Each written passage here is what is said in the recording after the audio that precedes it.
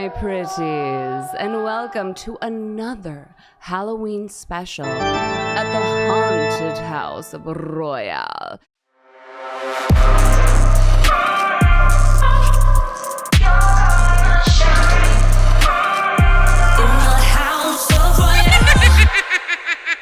Episode 20, and today I have a beautiful, brilliant, genius, gorgeous comedian, actress, writer.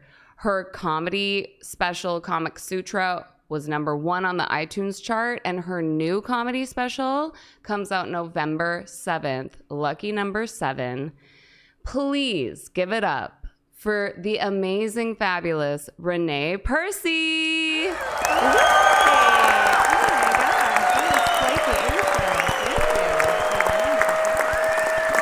And I can't believe this costume. Like, thank you. I know. It's Evel Knievel, but it's the female version, so I'm Sheevel Knievel. I love this. I don't think I've ever seen this costume before. Well, maybe it's not an official Evel Knievel costume, but I've made it into one. I love that. Yeah. Exactly. Like, we're in the era of do it yourself, create your own world. That's right. Be the creator. Yes. Is this a 10-year-old child's cape? Yes, it is. Is this a 10-year-old child's Catholic schoolgirl uniform? Yes. But here we are. Here we are. That's right. I love it. You look amazing. Thank you. You do too. So, our mutual friend, Sarah Halstead, she just did such a great interview with you. I've listened to it 3 times now. Oh, wow. Yeah, it's so fun to listen to because your story is so incredible. Oh, cool.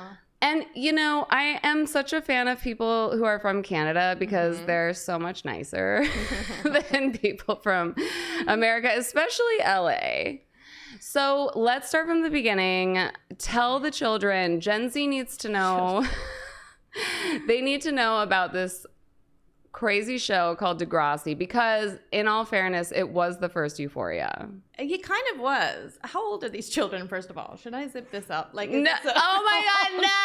I mean, like, all the boys children? that are trying to bang me. Like, I see. for all Okay. the 23, 24-year-old dudes that don't know. Yeah, not the kids. No. This is not I was like, for is kids. this a children's show? No. All right. I wore the wrong outfit. I was misinformed. Okay. For the young men on planet Earth that don't know anything, like, just let's educate them. I was on a Canadian TV show called Degrassi. Degrassi. This was 8,000 years ago. So if you have a time machine, we're going to go back in time. Because people are like, oh, do you know Drake? That was Degrassi, the new generation. I was on a decade before that even. So we're talking way back in the Stone Ages. Okay, but I do have it in my notes because I saw somewhere like on TMZ or like E! True Hollywood that you had a love affair with Drake. Is this true? Oh my God. Starting rumors. Yes, I definitely did. I heard he's really nice. And I don't like to talk about it because it hurts so much to think about now. Thanks for bringing it up. I've never met Drake. I literally was on a decade before he was on that show.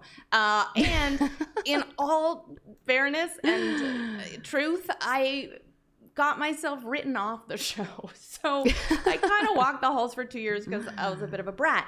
But I learned my lesson. Yeah, okay. Like, I feel like we need to talk. We need to get on the phone with IMDb because my God, I know. You were saying that they're like not. Have they added it yet? I don't even know. I haven't checked. They won't add it because I was 12 and 13 when I was on that show, and then my next credit is not for another 10 years. So they're like, what were you doing in that 10 years? I was like, I was going to high school, bitch. Like, I was... Well, what do they have to say about the influencers that have, like, 25 movie credits and they've never acted a day in their life? Like, IMDb, I think we need to get it together. I think so, yeah. Give Renee her flowers. Get it together, IMDb. I think it's just the huge gap in my career that they're like, this is suspicious, but I really don't care. I mean, I kind of just walk the halls after a while for 2 years anyway. You know what, Drake, we're just gonna like hit you up and have you not only meet Renee, but we're gonna have you talk to IMDb and fix Where's this my for phone? her. I'm gonna call him, get him to fix this pronto. Yes. 1-800-FIX-MY-PROBLEMS-DRAKE. Okay, so wait, I have ADD. I want to go back before Degrassi really quick.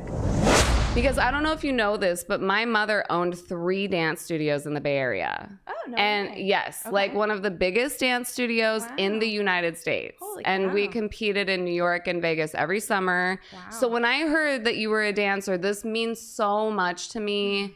And also our engineer today is a big time dancer. I love dancers so much because there's like their spirit, and it's just being in class or being on stage. Like a lot of human beings are never going to experience that feeling.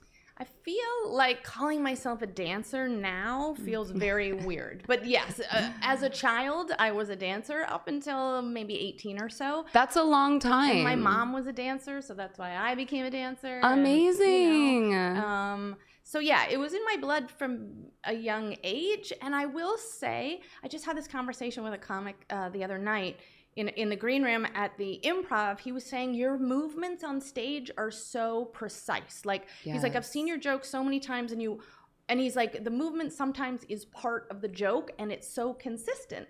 And I was thinking about it, and I think it might be from all those years of dance training where you just hit a pose, and that you're supposed to hit it in dance, but in comedy sometimes that's what sells the joke, or that's what helps sell the joke. When I see you on stage, I'm thinking ballerina, jazz dancer, classically trained. I mean, your alignment, your hip movement, like everything about you is such.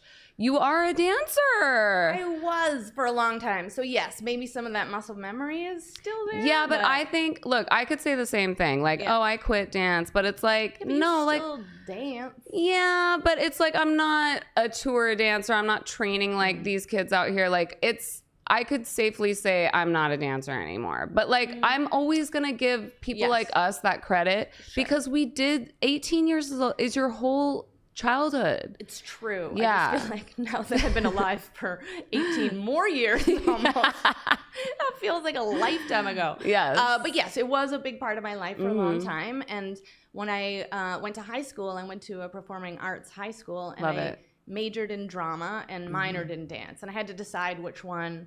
I was like, depending on where my career was at the time, I was like, I'm a dancer and an actor. And then I'm like, no, I'm an actor and a dancer.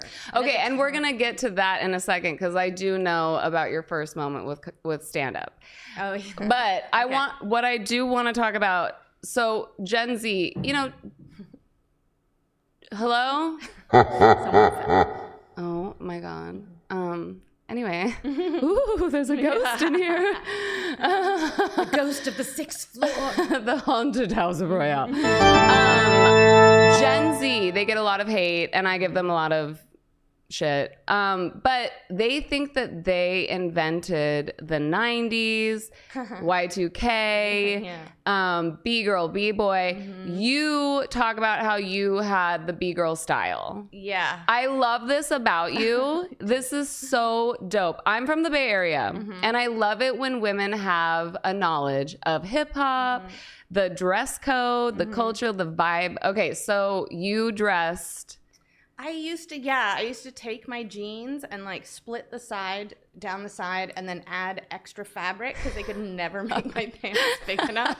And I would just walk around. Like I was so skinny. I was this tiny, like I must have just looked like a bell. Like I was, instead of bell bottoms, I was just a triangle really. Where I was just like fabric in the wind with like this little spindly head on the top.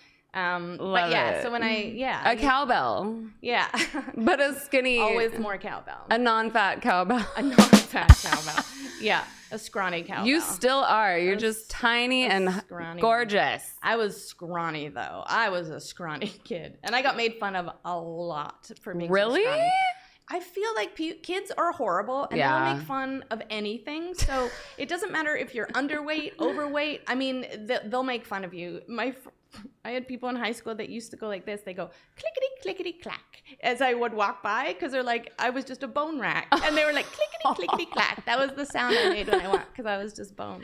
And then when you come to LA, when people do that to you, you're like, oh my God, thank you so much. I know. Now that I'm in my 40s, I'm like, stop it.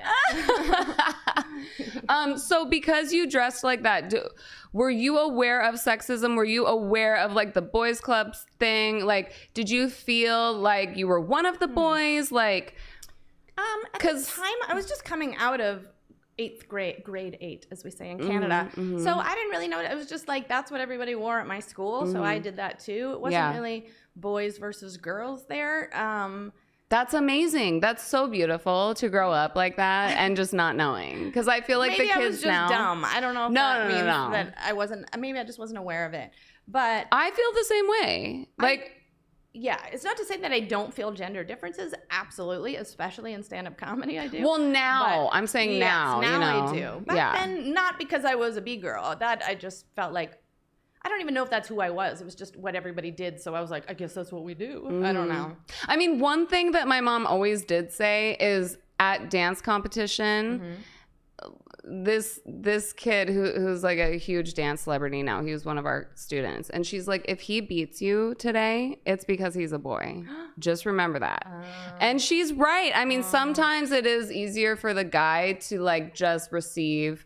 Right. So I was aware of that in the competition space, but like being a singer in the music industry and dealing with like the male dominated in a world where it's all men running the show. And then now women like coming into our power and like taking over and like, you know, we have our own studios now and like totally. But in the music industry, I feel like women are taking over too. Like some of the top rappers now are all women. It's awesome. For sure. Yeah.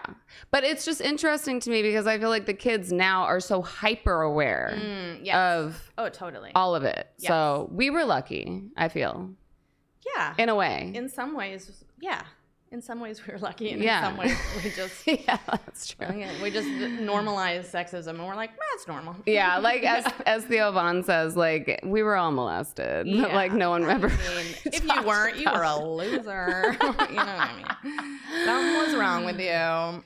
So no one when wanted to touch you, the dance thing. Don't cancel me. It's not true. Well, I mean, does cancel culture even exist? Everyone's canceled now, right? I feel like some people should be in jail. Yeah. And then some people need to be given a second chance. Period. Totally. That's what it is. Totally. Yeah. It's not, you can't paint everything with one brush. No. And be like, you said something creepy and you molested somebody. It's not the same. Yeah. So yeah. There's definite degrees. There's degrees.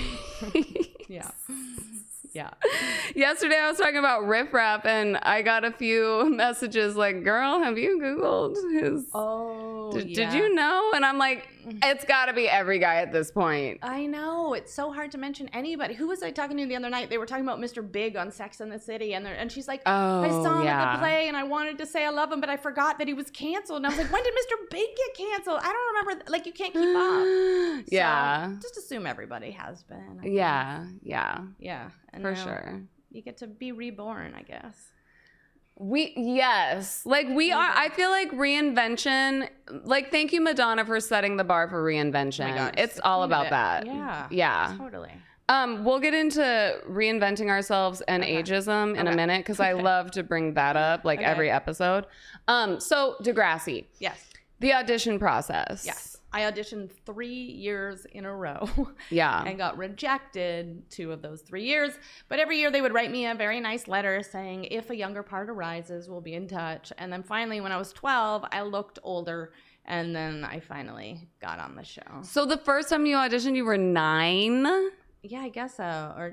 Or 10, 11, and 12. Wow. Yeah, but they would have open call auditions. Yeah. I don't know. I was like, all right, I guess I'll go. Yeah. Or my mom saw it in the newspaper and was like, just try. So your mom encouraged you. Oh, because she was a dancer, so she kind of had the showbiz. My mom's a dancer. My dad was a musician. So between the two of them, he was like in a rock band or pop rock band, and she was a dancer. So they were encouraging, but also very trepidatious because they know what that life is. So they were like, yeah, do it, but also get a real job. You know what I mean? Yeah, so, that's good. Yeah, which I never did end up getting that real job.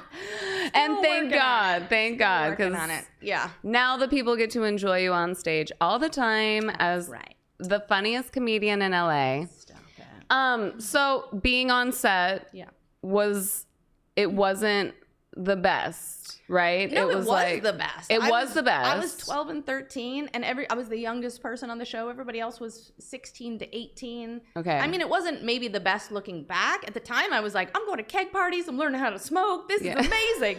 But maybe like not the best when I look back and be like, would I want my daughter doing that? Well, no, not that. Let me elaborate. My ADD. I'm just like, so it wasn't good, right? What do you mean? When I was no, I ate cookies and walked the halls and got paid. I was like, this is a dream job. And Drake was your boyfriend. Drake it was my boyfriend. Crazy. So like this rumor is really spiraling. If you write the song about this, I'm so happy. Just you got used to the paparazzi real quick. Mm-hmm. What I was meaning to bring up is the wardrobe situation. And I fully relate to this. Like, a big reason why I don't want to audition for TV is because I know they're going to put me in almost no makeup and a shitty outfit. Yeah. And my hair is going to look like crap. And then I'm going to see myself and I'm going to never want to act ever again in my life. Which is why I feel like I kind of like subconsciously created this whole world for myself because I want to have control. I want to look good. And self-tape auditions are just like soul sucking, like death sentence. Yeah. For me, it's embarrassing. So I commend actors for just being like, you know what, I'm here. It's my job. That's what it is. But here's what I learned from that experience on Degrassi, and now I take to the stage every night. I don't care if I look dumb. Mm-hmm. I don't care if I look stupid.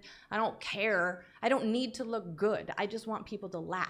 Yeah. I care more about a laugh than... I don't want people to be like, she wasn't funny, but she looked good. I don't give a shit about that. That would be the worst comedian in the world. I would rather be funny than look good. And do you feel like it took you time to get to that place? 100%. Okay. So that's where I learned that lesson when I was 12 and 13. So I get on this big show. My life could be changing.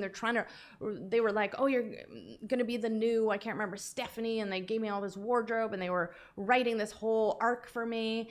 And I blew it because I did not like the wardrobe that they kept putting me in. And as I said, I was a little B-girl then, and they wanted me in these men's fedoras and these little glasses. And when you're 12 and you don't wear glasses and somebody puts you in glasses, it's the worst thing for a kid. You're like, oh, but I don't wear glasses. Oh my God. It was like... Now we have the trope of like, she's wearing glasses, she's ugly. And then they take the glasses off and like, she's gorgeous. We just didn't know because she had glasses, right? Yeah. And so it was so mortifying to me. And I was young and I'm 12 and I'm trying to hang out with 16-year-olds and be cool. My best friend was 16 and we're trying to, be cool. And they made me look to me like a loser. And so I kept forgetting my glasses. I would never bring them to set. I was always, the second they'd call cut, I'd take them off because I didn't want the boys to see me in these hideous glasses. And then I just kept losing them and they always had to send a runner to go get them. And then they broke. And I know to this day, they think I did it on purpose, but I did not. They were just too big on my face. And I looked down and I was walking and I stepped on them. Like we're going to add that on IMDb, like the fun facts. Yeah, fun fact. I did not break them on purpose, but they thought I did. And I saw all their faces and I just saw them all go like, okay, you don't have to wear the glasses anymore. And I was like, fucking what? And then I got written right out of the show. But I thought I'd won that round, and I lost. Yeah, but I learned my lesson, and literally since then, I have done anything on stage I don't care as much about how I look. On camera, sometimes it's hard when you're like, I look horrendous. Yeah, absolutely. I mean, it's being a singer. It's all about, there's a ghost. I swear to God, there's a ghost in here. It's all about being hot, right. And it's like, what's with the performance? God, you just want to have a good time. Yeah. Like, you just want to sing and, like, have it be about the music. But isn't it for some people? It's like whatever you define your brand as. If you have the strength, the internal strength to turn it around and really focus on and it took me the whole time being in LA. Like, a few days ago, I finally realized, let's just make it about the art. A few days ago? No. But it's taken. You're like, it took me a while. It was Tuesday. I mean, oh my God. Like my mom and my grandma were scheduling my boob job at like 15 years old. You know what I mean? My God, like I was begging my mom for one at 15. Oh yeah. No, I mean, it was required of me to like look a certain way. Why like, did they want you to look a certain way? Why was it? My mom knew I wasn't going to have boobs, and I cried about it, and she's like, honey, I know. Don't worry. Like, we'll to get it done. Oh. And they did, you know, like it's much more prevalent in America. In Canada, for sure. I mean, that might be naive of me to say, but for sure. Yeah. I mean, look, that's not, I don't want to paint them as like those people, but they're a product of their environment too. Exactly. But I think it is important for us to speak about this and to remind artists and women especially, because women, every day we wake up and we're like, oh my God, I don't even want to look in the mirror. I don't want to deal with it. The hair, the makeup, what are we eating? What are we drinking? Like, it's so important to like find a way to like feel joy and to feel happy and to like get out of our heads. Yep. This is going to sound like a total tangent and sidebar, but it's going somewhere. I'm leaving in 2 weeks. I'm going overseas to entertain the troops for a month. And we're traveling every other day, flying, blah, blah, blah. So they've told me I can only bring a carry-on. And everybody's like, are you scared to go overseas? You know, you're going to war area. And I was like, no. That's what floored me. When they told me that, my jaw dropped. And I was like, and they all saw my face. And that is what I'm most scared of, is only bringing a fucking, can I swear? Sorry. Yeah. Only bringing, we can cut that in post. Only bringing a carry-on for a month in Europe.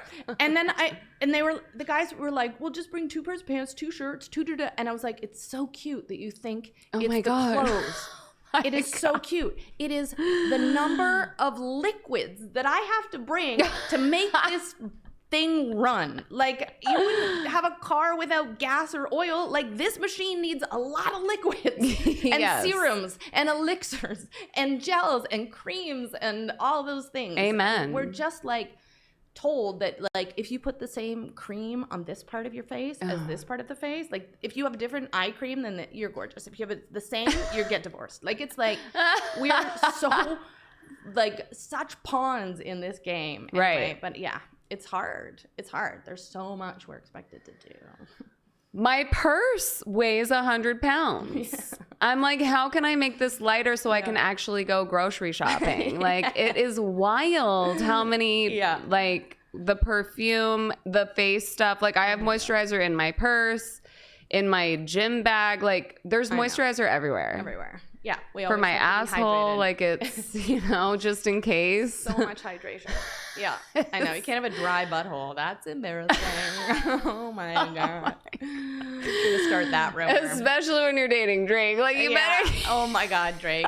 My asshole is so hydrated.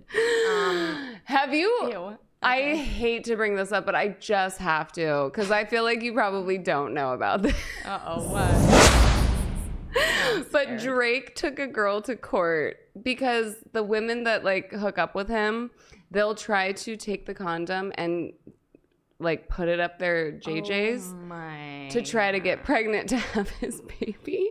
So what he's been doing, I guess for like the past few years now, is he'll put hot sauce in there and leave it in the trash, like in the hotel bathroom.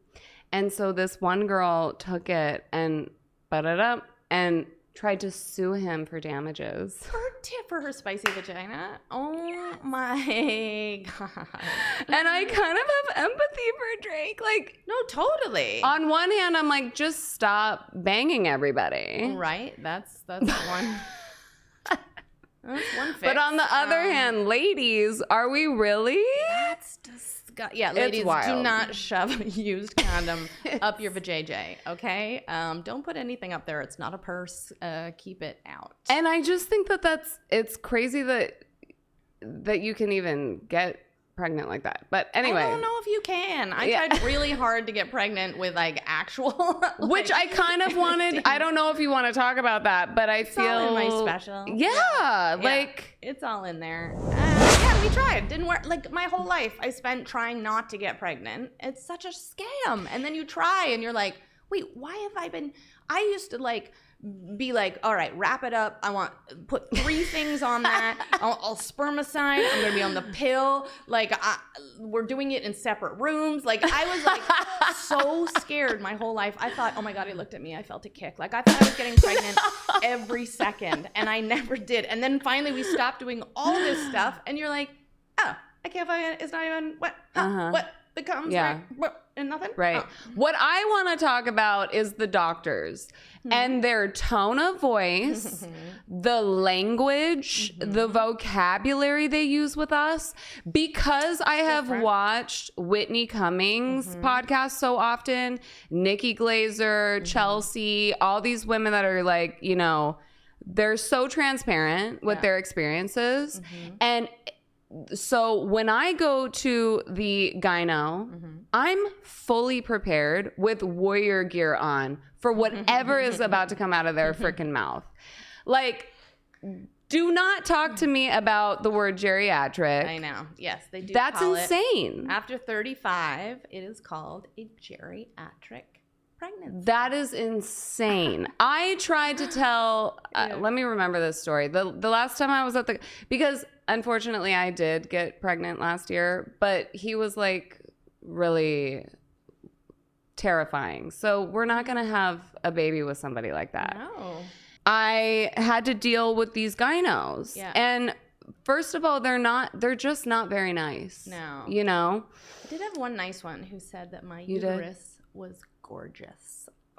I was like, really? See, that's how they should be talking to us. I was like, oh my God, thank you. I don't know why. I don't know. He was like, no, it's gorgeous. I was like, oh, good. Beauty is on the inside. It was something like this. I've been on the Depo shot for like 100 years. And I finally... The what shot? Depo-Provera. Okay. It's like the strongest type of birth control you can be on, but it causes osteoporosis and like death. And I'm like, it's cool. Like I've lived. I may not be pregnant, but I am dead. Yes. Good news, bad news. The haunted house of Royal. I was like, did you die last week? Oh my God, my hand went right through you. Oh, shit. That's crazy. So crazy. That was just hot sauce. Yeah. So I was explaining to this gyno, and the second I tried to explain my experience, she just looked at me like, do you really think I want to hear this right now? I was trying to tell her, look, I've been on this birth control for so long, and it's not working anymore because I got pregnant while on the birth control, you know? Yeah. And I'm just like, look, I want to get off of it because it's not good for my body. I feel like I'm allergic to it. Like it's whatever. And she's just like, okay, well, I'm sorry that you feel that way. Or like she just said something so patronizing to me and did not care about my symptoms. Oh my God. You know, and just kind of wrote it off as like another crazy girl with like thinking that I went on to like MD, what is it called? When people Google on like a WebMD, like now I feel like doctors just look at us like you probably Googled that, and it's like, no, this is my body and this is what I'm dealing with. This is my health. I think to them it's a job. I think comedians should be doctors. We should be. We would be amazing doctors or drag queens. Yeah. Oh my God. Wait, comedians should be drag queens. No, drag queens should be the nurses. Like nurses, honey. Oh yeah, girl. Yeah, your baby would have been so cute, but we didn't need him in your life, man. Like and then I would have walked out there feeling like a champion. You know what I mean? There's something on your ball. You're gonna have to get that fixed, right? Yeah. Just be campy with us. Like, I don't know if I want my doctor to be campy either. Maybe, but little song and dance, like "You've got cancer," and they just come out like little show. Or that would make me feel better. Can. Yes. I had a gyno one time tell me that she watched all of my music videos, and I didn't think it was creepy at all. I was like, "Bitch, slay! Like, subscribe to my shit." A view is a view. As you're looking at my vagina, please tell me how amazing I am. Like, I need that kind of love. Totally. I'm going on next week. I can't wait to go to the gyno. And I hope, you know what? I want to hear back about how they treated you. Part 2. We're going to talk about my gyno experience. But it goes to another point, though. I was talking with girls last night at dinner that women's health is not talked about. Like, women, it's so ignored in the medical community, and this is a whole other rant, but we don't know anything. They don't know anything. They don't research anything. If it has to do with women, like, they will put all the money into a boner pill. But, like, if they even experienced 1 month of what we go through every month, men would be like, this has to be stopped. Like, it'd be a national holiday if they had their period. Like, everybody would be off work. It would be like a morning thing. You'd get food delivered to your door. Like, it would be huge. And we're just expected to just keep on, like, the medical community does nothing for women. So it's frustrating. Yeah, no, but that is why I will continue to shout out all of the girls that have given me the strength and courage to start this show and to literally not care and be able to just have this conversation candidly on camera, because now it's in my brain now. I've heard it enough from these girls up here, you know, like Violet Benson. She does not care, you know, like, she'll talk about anything. And like, a lot of the time I'm thinking, oh my God, if anyone was planning on dating me, like, they're not going to do it now. But it's like, eventually you just have to be like, this is life. This 100%. Is the truth. And like, women can't be hiding any of this anymore. And men just need to be supporting and lifting us up and like letting it happen. Dude, I had a video I posted a couple days ago where I said the word vagina. I said 40-year-old vaginas are not desperate. And then it goes on to talk about saw this. The amount of hate and vitriol and the incels that came out of the woodwork for that video about why women aren't funny, women shouldn't talk about what women should do, what women shouldn't do. It was just like this misogynistic, like, wrath, just one after another. But my video went into the algorithm because all of these incels were so butthurt that I had talked about. Can you talk about why? Vagina. Why were they getting upset? You know why? Because that joke, you gave the women the power. You're like, our pussies aren't desperate because we've gotten so much dick. Like, we have dick injuries from all the dick hitting our face. Thrown at us all the time. Yeah. It was hysterical. And the laugh that you got, I mean, the whole room was roaring. But these guys got very butthurt about it. And I think it goes to the whole medical community. It goes to anything that women are villainized for talking about those. Oh, a woman's talking about her vagina again. Oh, women are a period again. Like, we never talk about these things. So I don't even really know what happens down there. Like, every month. I don't even really know my own body parts. I don't really understand.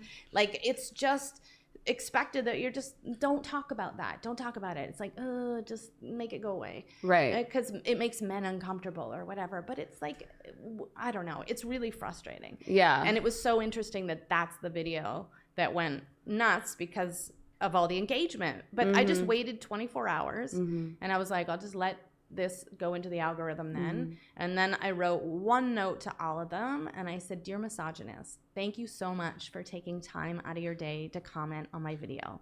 Thanks to all your engagement. This has boosted my video to over 50,000 views in the first 12 hours. I said, thank you so much for supporting female comedians. I can't wait to see your comedy videos because none of them were comedians.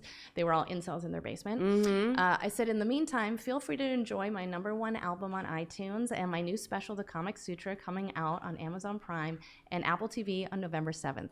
P.S. I'm sorry you're hurting, and I hope you heal. And I was just like, these people are so sick and sad inside. Yeah. This is what made them so angry. Yep. A woman just talking about her own experience. I can't believe the comments that Whitney gets. I know. It trips me. Oh my God. Amy Schumer? Both of them. Oh, yeah. And Amy. And I'm just like, can I just remind you guys that she has a full Disneyland complex that she lives in? She's worth like, I don't know, 100 mil at this point. Like, how did she get there if she's so unfunny? I know. No, they're intimidated, obviously. And she's just on drugs. Like, it really it blows my mind. It does. And when I see comments like that, it makes me kind of be like, oh God, like I'm afraid to post my next thing because like what if that happens to me? And but then it's like I just go back to all of the badass bitches that I follow and I'm like, nope. Yeah. nope, that's over. We're not doing that anymore. We're not subscribing. And that's the sad thing is Yeah. that's what made me sad was that in 2023 that this is still like I'm surrounded in such a good bubble of wonderful people that I forget that still exists. Yeah. And I'm like, are we in the Stone Ages? Is this back in Degrassi times? Like it's a long time ago, but that this still happens. But I say absolutely do it because the more we normalize it, the more our voice is going to get louder and the quieter theirs eventually will get because nobody cares anymore. Eventually, yes, drown it out. Amen, baby. And next, to add on to your powerful, to me, that is such like an incantation. Like I'm into like witchy stuff, you guys. So you're just gonna have to buckle up for this ride right now. Yeah. That's so hot. I can't get it out.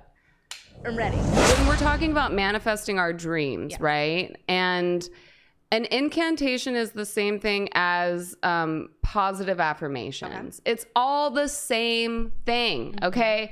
And it's all energy, all right? So for me, I want to make $333 million, okay? So in my little manifestation candle, I'll literally... make 332, just saying. Yeah, okay, there you go. Cut you by one. Do you have a lucky number? Do you have a number? Any numbers? I like 3. I like being third. I don't know why on stage. I love being really? third. I don't know why. I like going third. That's so interesting. I don't know why. Anyway. Okay, so 3. And also lucky number 7 because her special comes out on November 7th, 11/7. 11/7. Pre-order it now on Apple TV or wait. 11, 12, 13, 14, 15, 16, 17, 18. 8 plus 1 is 9. Oh, 9's a good one too. I like 3 and 9. 9 connects with you? Yeah. So 7-11 was meant for you for a reason. Ooh. Nice. Okay. We're having a witchy moment. But yeah, I would just like to encourage everyone to do a little, since it's Halloween. Okay. We're going to make it campy since everyone is like not ready for this like metaphysical stuff yet. Still in the year 2023, we still have a long way to go. But energy is everything, right? And like everyone bought into The Secret and all these public speakers that are like Abraham Hicks. She's amazing. So what we're all going to do, women, we're going to take our candles and we're going to write in the number of how much money you want to make. Okay. And then 888 for abundance. Okay. Where are we writing this? Just like with a wooden stick. Or like the end of an incense stick is what I... That was the witchiest thing that just happened, the way you said stick. You were like, with a wooden stick? With the edge of your broom. Wait, I don't understand. With a branch from your broom. No. A branch from your broom. Wait, where are we right? I just want to get these instructions right. Okay, you want to know how to carve it in? So wait, you take your candle and then what? You write it. Just get like a tiny little like the size of a needle. No, you have to have like a piece of wood or like a pen. Okay. Okay, to like get into the wax. Oh, you write it in the wax. On top of the candle where the wick is. Okay.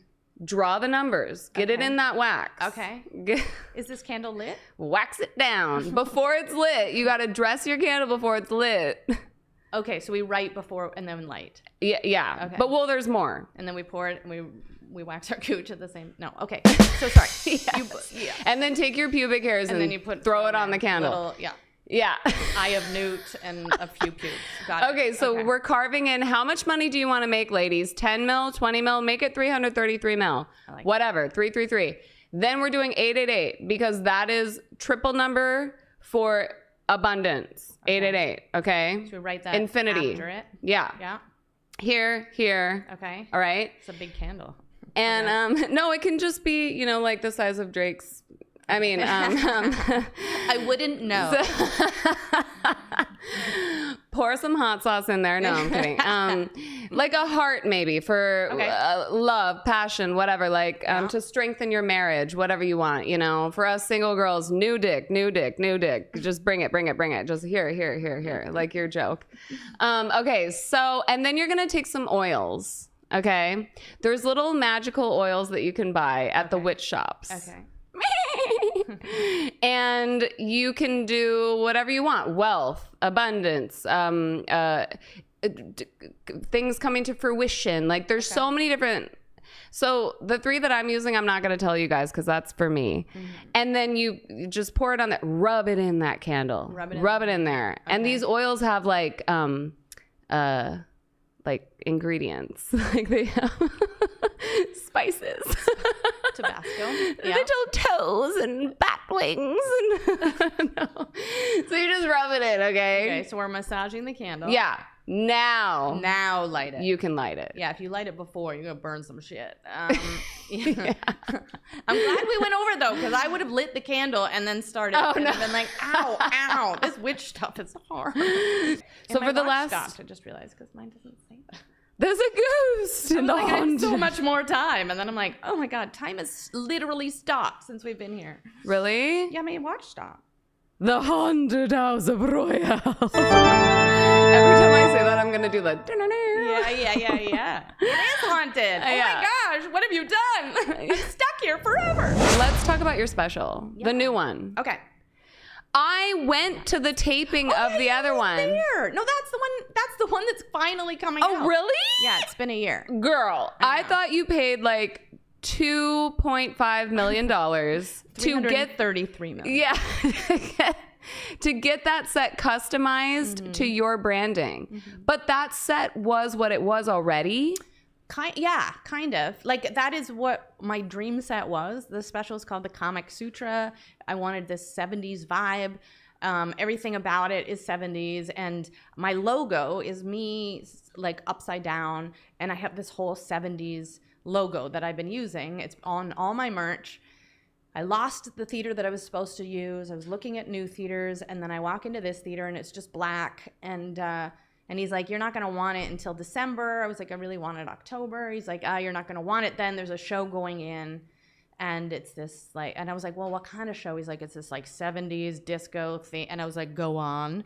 And he's like, trust me, you're not going to want it. It's going to have like this rainbow thing painted on the floor. And I was like, you mean like this? And I held up my logo, and it's exactly what they were going to do to the stage. Incredible. So I was like, well, this is kismet, witchy shit, right? Yes, so meant to be. The universe brought it to you. Like, the universe was like, oh, you want rainbow stripes painted on the stage? All right, how about we just do this?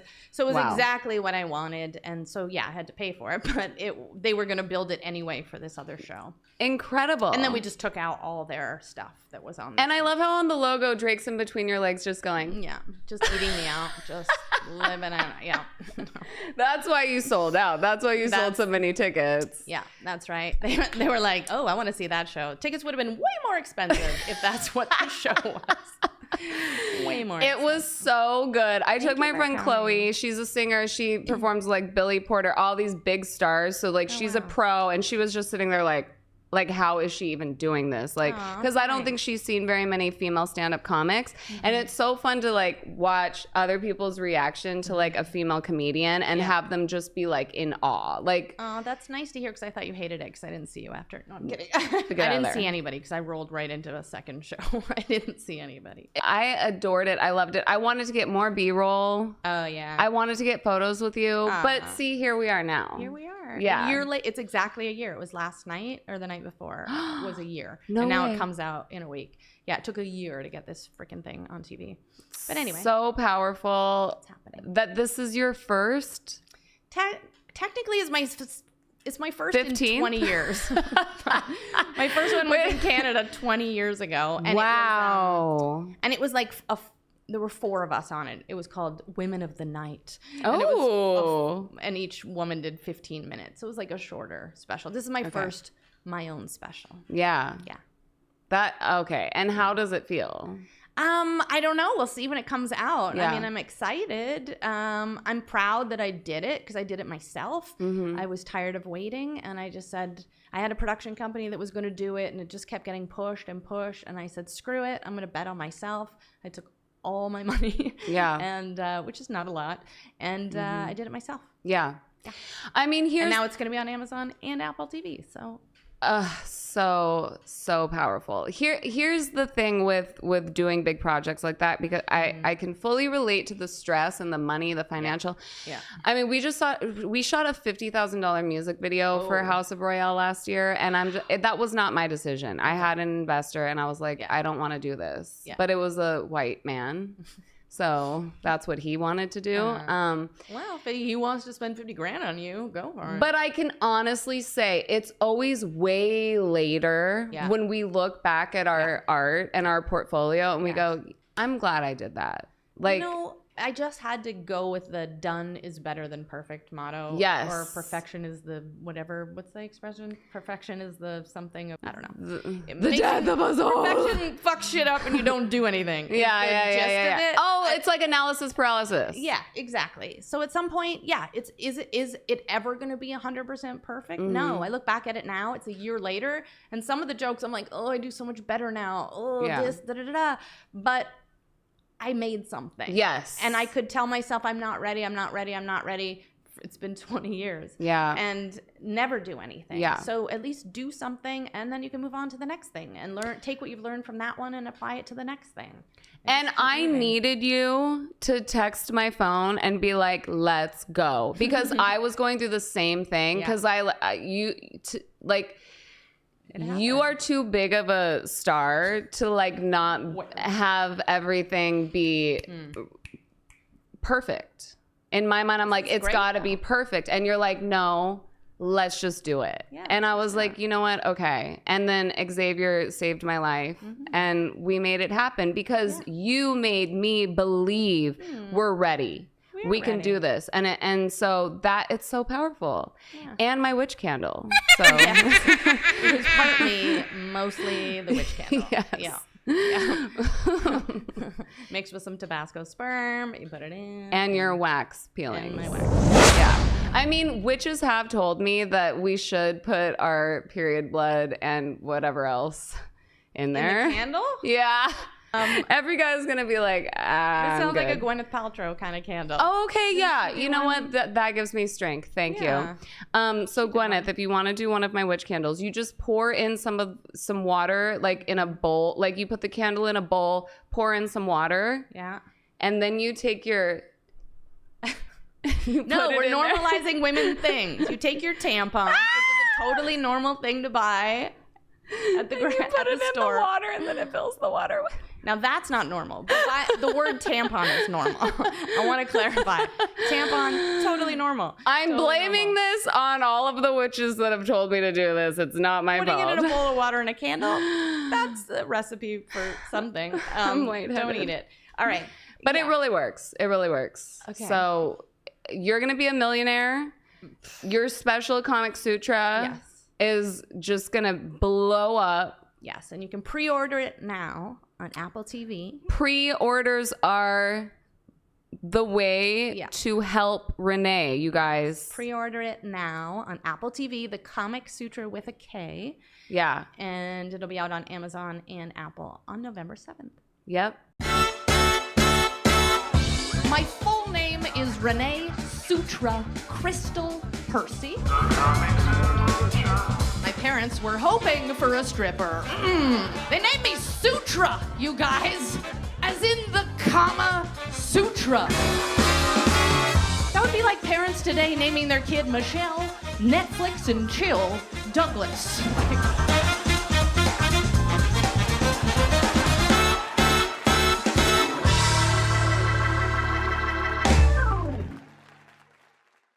And when you get on that airplane, all of us women are going to be hydrating you from our souls. Like, even if you can't take all your moisturizer, we're just going to be like... I was like, what airplane? I was like, am I flying out of here? Aren't you? Now I get it. No, I didn't know what you were talking about for a second. I forgot. And I was like, when I get on what are you shipping me out of here? When you take those mushrooms, girl. I was like, this place is haunted. I'm flying. When the ceilings get taller, just ignore that. I was copying the Haunted Mansion. I'm sweating. Yeah. We're both It's drenched. Really hot in here, and long sleeves not the best choice. Everywhere, just head to toe. You know where? There's hot sauce everywhere. It's wild. It's schwitzy. Drake is on the way. We're super nervous for that. He's gonna pick me up in his plane. That's why I'm flying out. All makes sense. Okay, we're gonna get just sued for this, aren't I? We're gonna get sued for all the Drake talk and the rumors. No, we're not. Drake loves us. Anyway, you guys, I want you guys to just put on your Halloween costumes with us as you watch this episode. Pre-order Komic Sutra, please, now. Have an amazing Halloween. Just enjoy October. Be festive, be campy, be childlike. Live your life. Find the joy, especially for all of our girls out there. Find the joy in being a woman and be powerful. Stand in your power. Thank you for Renee for encouraging women to just say it and be it and do it. And you're doing it, girl. Thanks for having me. Happy Halloween.